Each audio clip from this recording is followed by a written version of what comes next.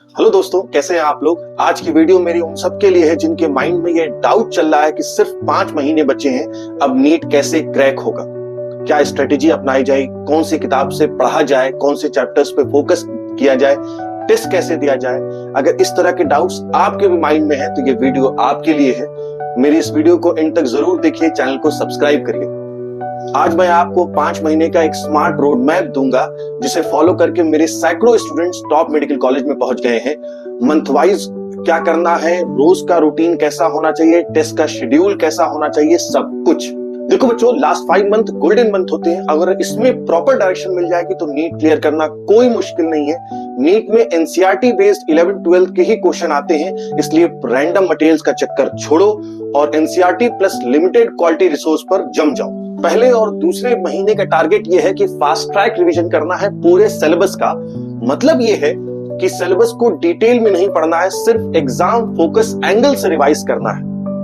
Daily target ये है कि रोज एक सब्जेक्ट के 2 चैप्टर्स को रिवाइज किया जाए। यानी कहने का मतलब ये है कि मंडे में बायोलॉजी के 2 चैप्टर्स रिवाइज कर लिए जाएं, केमिस्ट्री ट्यूसडे में केमिस्ट्री, वेडनेसडे में फिजिक्स रिवीजन किया जाए और इसको रिपीट किया जाए टिल एंड ऑफ जनवरी तक। यहाँ एक इंपॉर्टेंट बात यह है कि वो बच्चे जो कोचिंग भी कर रहे हैं और मेरे शेड्यूल को फॉलो करना चाहते हैं वो रोज सिर्फ 2 चैप्टर रिवाइज करें। लेकिन वो बच्चे जो सेल्फ स्टडी कर रहे हैं, यानी कहने का मतलब ये है कि वो कोचिंग नहीं कर रहे हैं, वो 2 से ज्यादा चैप्टर भी रिवाइज कर सकते हैं। अब वीकली टारगेट ये है कि हफ्ते के एंड में यानी संडे को जिन चैप्टर्स का आपने पूरे हफ्ते रिवीजन किया है उसका टेस्ट देना होगा और एनालिसिस करना होगा। आप टेस्ट पेपर किसी भी एआई ऐप से बना सकते हैं। अब 3rd महीना यानी फैब है कंसोलिडेशन का। अब सब्जेक्ट को समेटना है, अब रीडिंग कम करनी है, प्रैक्टिस ज्यादा करना है।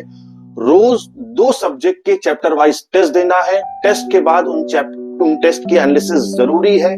किस तरह के क्वेश्चन गलत हो रहे हैं, कौन से चैप्टर्स के क्वेश्चन गलत हो रहे हैं, किस तरह के क्वेश्चन मिस हो रहे हैं। 4th मंथ यानी मार्च से हमें एग्जामिनेशन मोड में आ जाना है।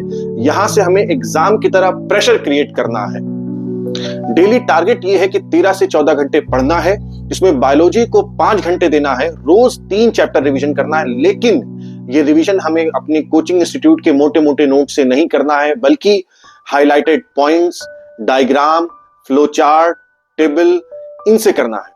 नेक्स्ट है केमिस्ट्री को हमें 3 से 4 घंटे देना है, रोज 1 चैप्टर रिवाइज करना है, प्लस उस रिवाइज चैप्टर से 50 क्वेश्चन पीवाईक्यू लगाना है। सेम यही चीज फिजिक्स के साथ भी है कि उसे 1 चैप्टर रोज रिवाइज करना है, 3 से 4 घंटे देना है। रिवीजन के साथ साथ हमें 50 क्वेश्चन प्लस पीवाईक्यू भी लगाना है। लेकिन अब कुछ जरूरी बात। पहली बात यह है कि बायो, फिजिक्स, केमिस्ट्री का रिवीजन हमें शॉर्ट नोट से करना है। दूसरा यह है कि केमिस्ट्री में ऑर्गेनिक और इनऑर्गेनिक के लिए एनसीईआरटी को लाइन बाय लाइन पढ़ना है। तीसरा यह है कि मॉडर्न फिजिक्स के लिए जिसमें सेमीकंडक्टर, न्यूक्लियाई, ये सारे चैप्टर्स आते हैं, उसके लिए भी हमें एनसीईआरटी पढ़ना है। 4th ये है कि 1 वीक में 2 फुल सिलेबस हमें मॉक टेस्ट पेपर देना है। लेकिन मॉक टेस्ट पेपर देने के बाद हमें पेपर की एनालिसिस करना जरूरी है। अगर बच्चों हम पेपर की एनालिसिस नहीं करते हैं तो पेपर देने का कोई फायदा नहीं है। पेपर के एनालिसिस के लिए आप एक नोट्स बनाइए जिसमें आप जो क्वेश्चन गलत हो गया और जो क्वेश्चन आपने छोड़ दिया उसे मेंशन करिए। वहां पे ये भी बताइए कि ये क्वेश्चन क्यों गलत हुआ और उसका सही कॉन्सेप्ट क्या है। 5th ये है कि यहां से आपको टाइम मैनेजमेंट भी सीखना पड़ेगा। 40 से 45 मिनट आपको बायोलॉजी में देना होगा, 45 मिनट के आसपास आपको केमिस्ट्री में देना होगा और बचा हुआ टाइम आपको फिजिक्स में देना होगा। और ये टाइम मैनेजमेंट है, इसे आपको मॉक टेस्ट के दौरान स्ट्रिक्टली फॉलो करना पड़ेगा। अब आते हैं बच्चों 5th मंथ पे, लास्ट मंथ में यानी अप्रैल में। इसका डेली टारगेट ये है कि आपको 13 से 14 घंटा पढ़ना पड़ेगा, जिसमें बायोलॉजी को आपको अराउंड 5 घंटे देने होंगे। रोज आपको 4 से 5 चैप्टर रिवाइज करना पड़ेगा। फिजिक्स और केमिस्ट्री में आपको 3 से 4 घंटे देने होंगे और कम से कम 3 चैप्टर वहां पर भी आपको रिवाइज करना पड़ेगा।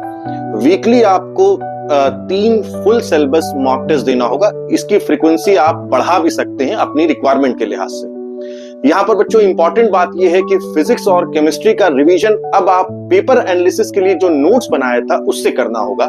उससे फायदा ये हुआ कि वो वीक टॉपिक्स या वो टॉपिक्स जिससे आपके क्वेश्चन गलत हो रहे थे वो कई बार आपका रिवीजन हो जाएगा और फाइनल पेपर में उससे गलत होने के चांसेस बहुत कम होंगे। दोस्तों, अगर आपको मेरी वीडियो इंफॉर्मेटिव लगी हो तो इसे सब्सक्राइब करिए, कमेंट करिए, लाइक करिए और अपने दोस्तों के बीच में इसे शेयर करिए।